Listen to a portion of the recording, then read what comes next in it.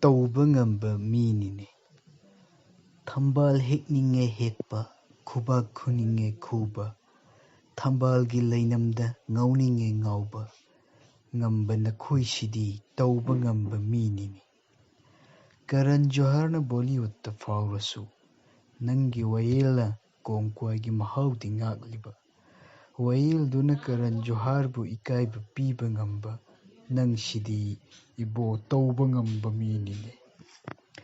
Ipagi athangna lumbara aigi kesna marummi. Makuk thongbagi athangna kanbara ikugi athangna makalli. Khalliba nakhuisidi Touba Ngamba Mi.